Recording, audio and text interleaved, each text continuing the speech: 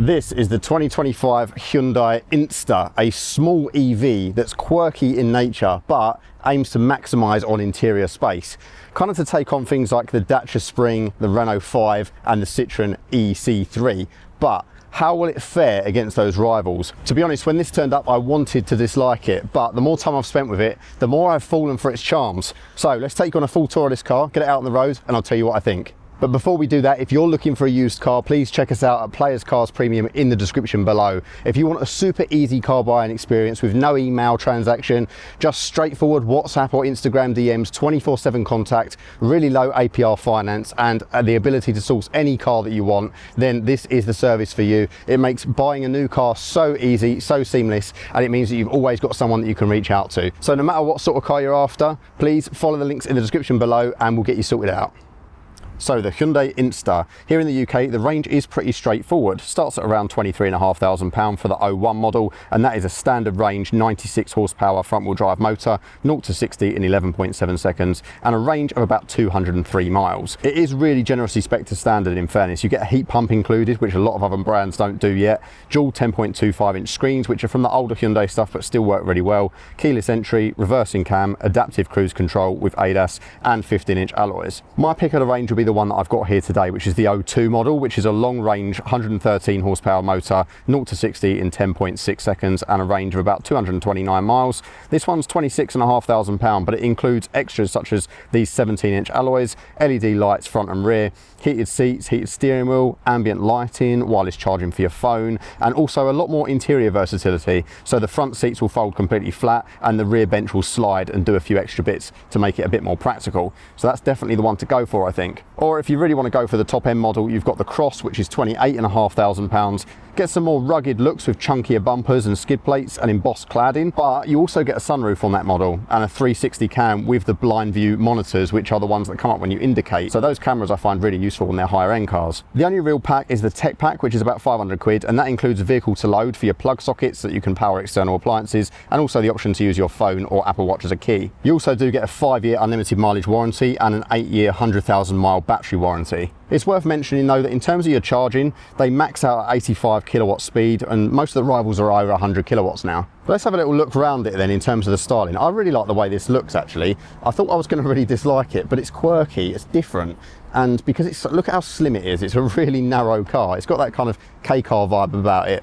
You can see it's quite narrow, and you've got these daytime running lights down here, and then you've got the pixel lights along there, which I think looks really good. Yeah, I think it just looks quite quirky, doesn't it? Quite interesting. And you've got your radar at the front there, and then also your charge flap here. So you just open it like that.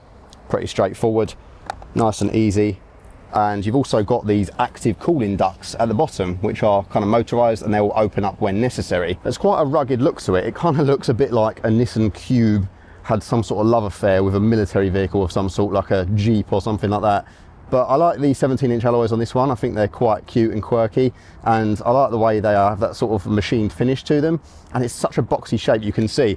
And you'll notice there is a bit of flicker from the LEDs back here. It's just a trick of the camera. It doesn't appear like that in reality. In reality, it is a nice solid red along there, and the pixel lights. So these are very, very similar to on something like the Ioniq 5 and the Ioniq 6. So it's completely stolen from that range. But it does look really cool as a light bar. And then you've got down the bottom your indicator lights and your brake lights, and some additional reverse lights down there as well. So again, really quirky design, quite a rugged look to it, super interesting. I do quite like it. Like, I thought I was going to really dislike it, but there's something about it. It's so different, and yet it's so interesting how they've managed to get all of this design, all of these design elements into such a small package. It's quite impressive really. But I'd love to know what you think about this. Do you love it? Do you hate it? I think overall they've managed to do a pretty good job with the size of the car. And I definitely do think these colour palettes help as well. If this was in a really boring colour, it definitely wouldn't stand out quite as much. And then just to give you an idea of what it looks like with the indicators on, you've got a really nice bright indicator from those pixel LEDs up the front, which I think gives it, again, quite a nice imposing look. You can see that they are down the bottom, which isn't my favourite, but I understand why they did that. It's just a shame they're not integrated into the pixel rear light bar as they are on some other cars. So then let's head inside and I'll show you the interior. It does have keyless entry, which is just a touch sensor on the back and then your touch sensor on the front there. Really cool, and it feels like a nice heavy quality door. I'm quite impressed with it. And this one is finished with the optional beige and khaki interior. So this is a no cost option. Some will love it, some will hate it. I think this is going to be super Marmite, this interior. And again, I thought I was going to really hate it, but actually with this kind of old school Porsche looking seat material and the way the benches look and just the way it all ties together with the outside of the car, I'm kind of digging it. So let's explore it a little bit further. Now, of course, you do have lots of cheap plastics in here, being a lower tier of car, and it's not quite the same interior experience as something like a Renault 5. It's a bit more utilitarian. Think something like sort of Suzuki Ignis, something quirky like that, and you can kind of tell by the shape of the center console and stuff. But in terms of the materials, it's not as bad as some say. You do have some kind of like ever so slightly squishy soft touch stuff here, and the scratchy plastics, they are all plastics, but they're not horrible quality. Like, they don't feel really nasty and flexible, so that's, you know, okay in my book, really. Standard window switch controls here and a very small door pocket. You can see I can just about fit a cable in there, but certainly no bottles or anything. And then you've got this weird sort of like, I don't know what this is, maybe some sort of recycled material. It looks a little bit like cart door ice cream, and these look like massive Phillips screw heads. So I don't really know what that's about, but it's there, it's cool, it's a nice little design detail. But the overall interior is certainly very spacious indeed. But let's head inside and take a look at these seats. So as you can see, this front bench here is actually a complete bench. So you can slide this whole thing forward and back, and this center section here with the cup holders and the armrest comes with it. So this armrest just literally folds up and out the way, and this is all part of the driver's seat. So when you move that forward and back, the whole thing moves. But what the advantage of this is that when you fold the seats flat, they do go completely flat, which is nice, and leave that section open. There's very limited control in terms of what you can do. You can pump the seat up and down, you can move it forward and back, but there's no real lumbar adjustment or anything major like that. So you are stuck with how it is. And they are somewhat firm seats, but I don't think they're bad at all. So let's sit down and have a little look around this cabin. So inside the Inster then, let's turn down the fan a little bit so that you can hear me. Now, these 10.25 inch dual screens are pretty much the same ones you'd find on most of Hyundai's slightly older stuff. So you've got a standard kind of virtual cockpit here. Again, the flickering is just a bit of a trick of the camera, but you can go through and select a few different bits of information that you can choose from. So you can look at like range, but it does change with the drive mode. So there is a nice satellite button for drive mode on the steering wheel, and when you press that, it will cycle through the different modes. So sport mode being one that really increases the throttle response, and then snow mode as well for increased traction, and then eco mode for your most basic eco driving, and then normal is this one here. So kind of limited in what you can do with this screen, but it provides enough information. And then over in this one, this is your slightly older Hyundai infotainment, and it works pretty well. So you've got like your maps, all your EV information here. So it's all fairly basic, but it is quite responsive and it is pretty decent. You've got your quiet mode for if the kids are asleep in the back, that turns off the rear speakers. You've got a few quirks like that, and of course Android Auto, Apple CarPlay as well. So you've got different drive profiles, so if you've got multiple people driving it, you can set them up individually. It's a decent system. It's not the most up to date, but it does everything that you would need it to in a little car like this. The steering wheel also fantastic. So you can see here on the steering wheel, you've got the Hyundai 4 dots. Again, the flashing is just a trick of the camera. These are just lit up blue at the moment on my end. But this is just a Morse code for H. So that's why they've done that. And you've got this kind of like weaved pattern on the steering wheel, which is pretty cool. I don't really know what material it is. Maybe it might be plastic, but it kind of feels like fabric. And then you've got a few controls for your media. A star button is programmable to something of your choice, so I can use that to turn off the speed warning. And then on this side, you've got your cruise control. But more importantly for me is this one, the one touch highway assist. So this one will auto steer for you on the motorway. You literally press it on, it comes on, starts working straight away, press it off. It's the best system on the market, hands down, in my opinion. Your drive select down here, so forward for drive, back for reverse, and then in for park. Nice and straightforward. And then you'll notice on the back of the steering wheel, you also have paddles which control your level of regen braking. So you can see that right on the top corner. So I'll zoom right into that for you. So you can then reduce that right the way down, and then it will go to iPedal mode, and iPedal mode is your single pedal driving. So that's where I leave it most of the time, but it's nice that you can press that pedal to free it up and make it drive like a normal car if you want to, because that will drastically reduce the amount of regen braking, and the fact that you can do it on the fly, I've always really liked. Now, in terms of the rest of this cabin, it's super spacious. And when I say super spacious, I mean the headroom is immense. You've got a weird kind of old-fashioned fabric pattern on the ceiling, but I think it really ties in with this khaki interior. And if you were to opt for the standard grey and black interior, I do think it would look quite dull in here. But that being said, you do have a little bit of storage in here. There's some documentation by the looks of it, an old school manual. Imagine that. Navigation reference guide, interesting.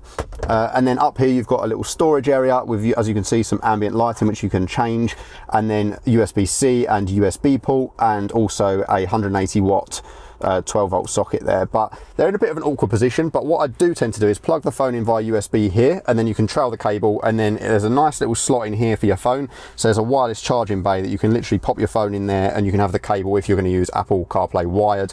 There's also a nice big storage tray under here, and then down the bottom with this vehicle to load, you do have a plug socket as well. So you can see there is a full socket down there, which is up to 250. You've got a small hump in the middle, but nothing major, and it means that you can really move around in the front of this cabin, which is nice. I like the simplicity of these climate controls as well. You've got loads of physical controls here. Again, there's a small space down there if you want to store something there. But you've got your fan speeds, you've got temperature, you can set the auto to 3 different speeds. There's one button to turn the whole system off. It's super useful, like it just works really nicely. I love the fact there's loads of physical buttons for everything. There's physical buttons for your heated seats here, and there's physical button for your heated steering wheel and your traction control down here, as well as your parking brake, which is automatically applied when you press the button anyway. So it's very ergonomic in terms of ease to use, and this is nice to reach over and play with while you're driving. It means that you don't really have to take your eyes off the road, and there is an option to make it driver only for efficiency if there's no one sitting next to you. And once again, you've also got another star button which you can use to program to something of your liking.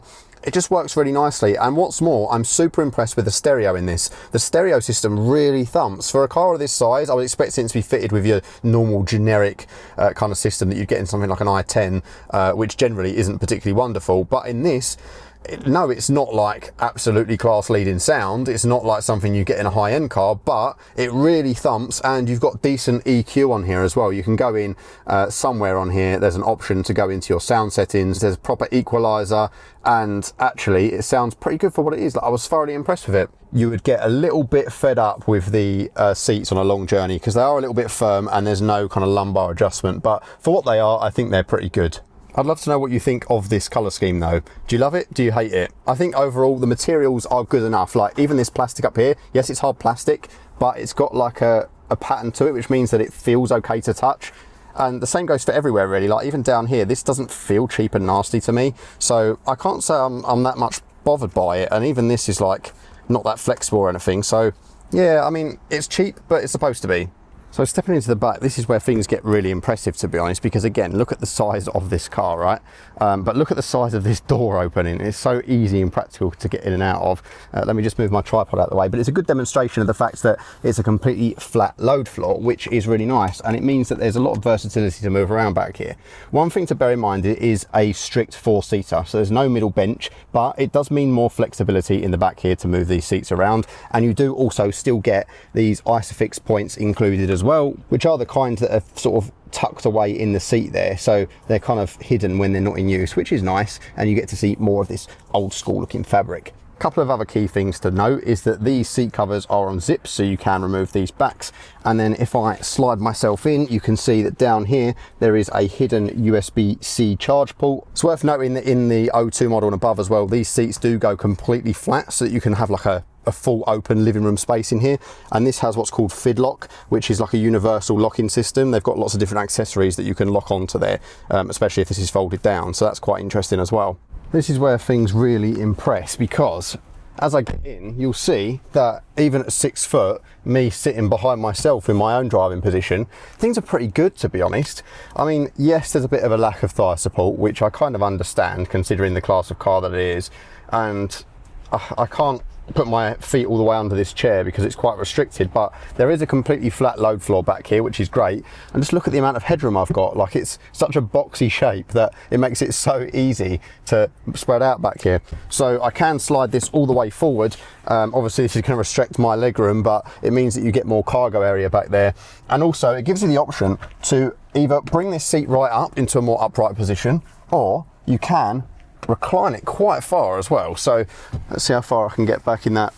Yeah, I can pretty much go all the way back with that fully reclined position. So considering the size of the car, I'd be pretty comfy back here if I managed to get my legs in a suitable position. And then last but not least, the cargo area. Now, as expected, with the seats up, this is a relatively small space, but so then the cargo area. Now, this is actually bigger than you might think, to be honest.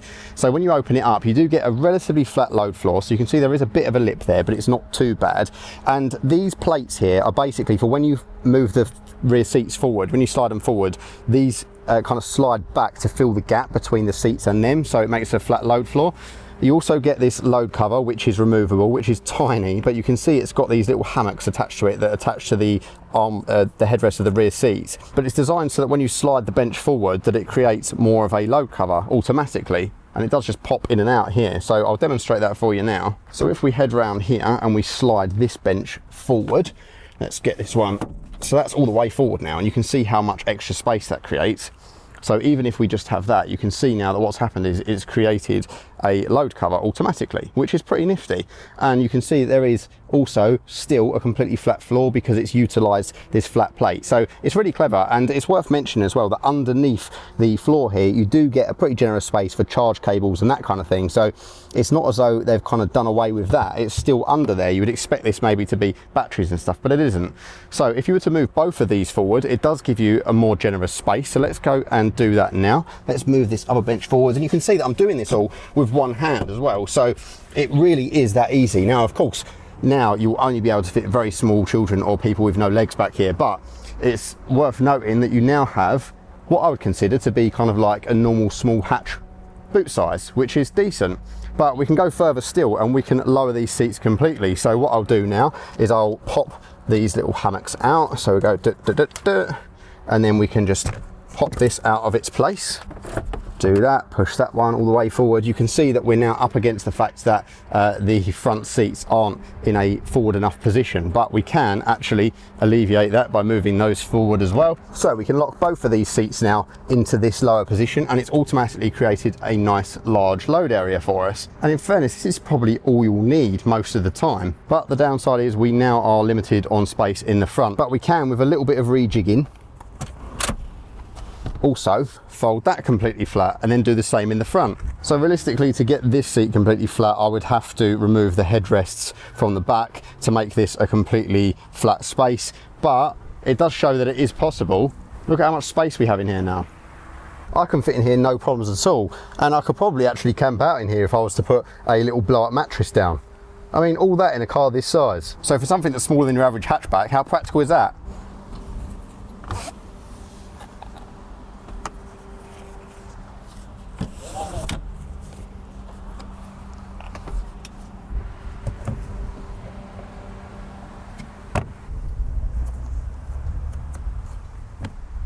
The other thing that you could do is simply have this front seat down here to create a really large area for you in the back. So if I really wanted to, I could stretch out back here like that. It's not the most comfortable thing in the world because it's raised, but it certainly goes to show how versatile these folding seats really are. So then, cruising along in the Inster. Now, I actually quite like this car a lot more than I thought I would. You can probably hear that the audio is a little bit echoey in here as well, just because of the sheer amount of space on offer. And you can see, even me sitting here, the amount of headroom I've got. And I've got the seat raised all the way as well. I could get it lower if I wanted it. So that's pretty crazy when you think about it. I've also got place for my elbows, so I can really like bed into the seat and just cruise along like this. And on this situation, like I'm cruising along 50 miles an hour, if I press the button to start the one touch drive and assist feature, as long as I've got my hand on the wheel, the system is happy with me, and it means that any sort of micro adjustments I need to make, I don't really need to think about anymore. So it makes long journeys really nice too. And that's something that I think is always the massive strong point of Hyundai and Kia. Like, that system is fantastic, and it means that literally I'll just press it once again to turn it off. It really does work wonders.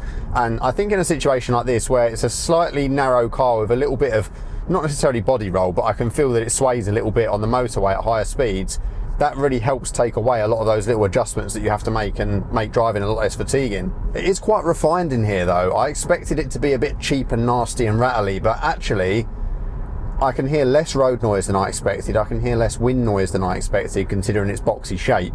It's by no means a luxury car, and it's by no means fully insulated, but it's just a lot better than I thought it was going to be coming into it as an experience. The rest of the ADAS systems though are Hyundai's slightly older stuff, a bit like the infotainment, so whilst it is good, it is a little bit more intrusive than some of their newer stuff, but you can easily create a shortcut to go to turn off the speed limit warning, for example. I drive this mostly in sport mode just for the increased throttle response. It's super nippy up to like sort of 35, 40 mile an hour, and then the power really tapers off and it becomes a little bit more sluggish. But that being said, it's not going to be any slower than say your sort of 1 litre turbo car on the motorway, so really that's all you need, isn't it? And of course there's no other way of interacting with the infotainment apart from the touchscreen, which is a little bit far away from me, but I do love that all the climate controls are kind of at the tips of my fingers and super easy to access, plus the fact that this armrest really isn't in the way at all. The only downside is the cup holders are underneath it, so if I wanted to put sort of 2 drinks in there, realistically I would have to fold it away and then I wouldn't have anywhere to put it. But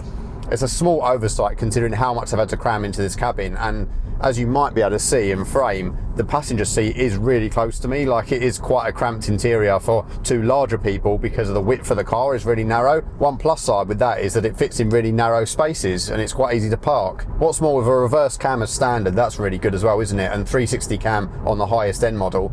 The reverse cam is a little bit naff, but it does what it says on the tin. It means that it alleviates any visibility issues out of the back. But yeah, cruising along at 50 in the sportiest mode. If I plant it, it takes a while to get up to speed, but you do feel a bit of a shove of torque, so it's not terrible.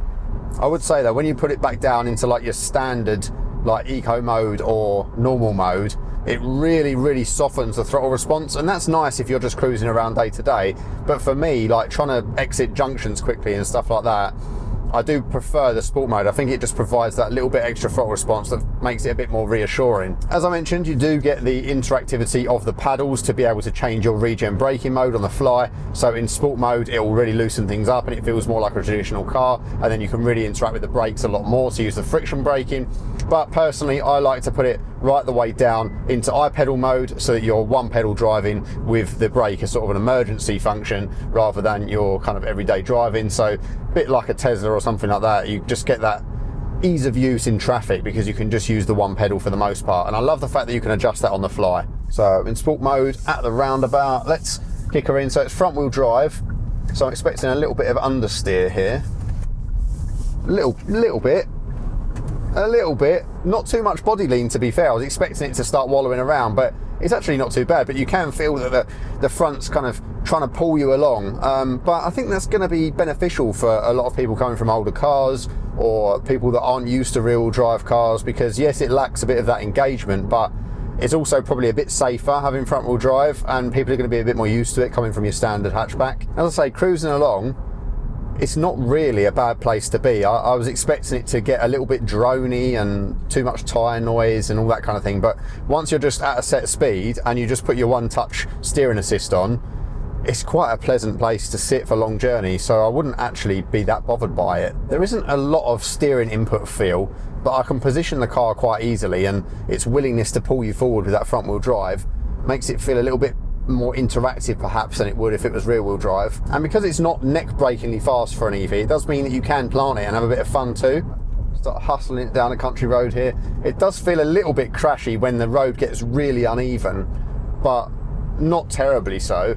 It's not really harsh like some EVs I've tested. But that being said, it doesn't have the same composure or the same level of cool as something like a Renault 5. I think the Renault 5 really is the class leader here because it's a little bit cheaper than this as a starting point, and granted you might not get as much tech as standard potentially, but you do get a bit of a nicer driving experience, I think nicer styling, and also you just get a little bit more refinement as well. I think that's more of an ideal package. I'm really hustling down this road now, and I was expecting this to be a creaky, rattly mess down here, but it's actually holding its own. This driving feel mixed with all of the quirks and features of this car, I think actually it really makes quite a cool little thing, and I was expecting to not like it, but it's just so TARDIS-like in here. There's so much space considering the size of the car. It feels way bigger than it actually is, and yes, it's a little bit utilitarian in here. It looks a little bit like a van interior perhaps, but it's quirky.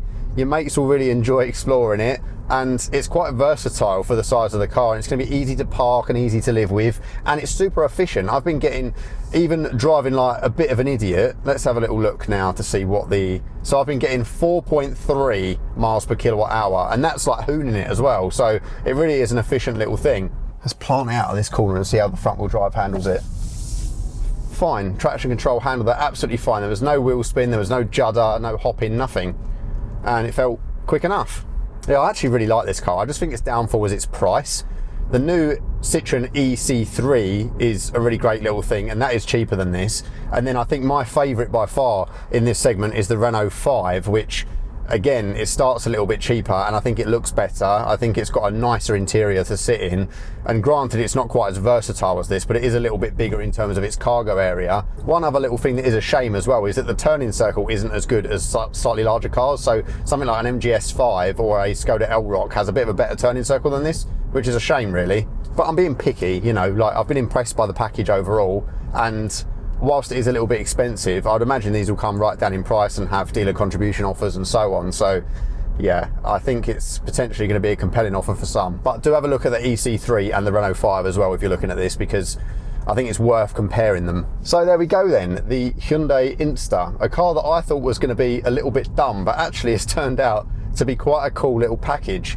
I think if anything, it's a nice exercise in showing that a lot of the tech that are introduced in the higher end cars does eventually trickle down, because this has all the tech that you would ever realistically need. And even someone like myself at 6 foot, although this isn't probably the ideal driving position for me, it's certainly comfortable enough that I could live with it. And the fact that I could travel behind myself in this car, that's really impressive for a car with this wheelbase. So thank you guys so much for watching. Thank you so much to Hyundai as always for sending out the car. Please don't forget to like, comment and subscribe. I really do appreciate it, and it goes such a long way. And if you want to see the videos of those rivals, please do have a look at the channel. There's lots of stuff for you to check out there.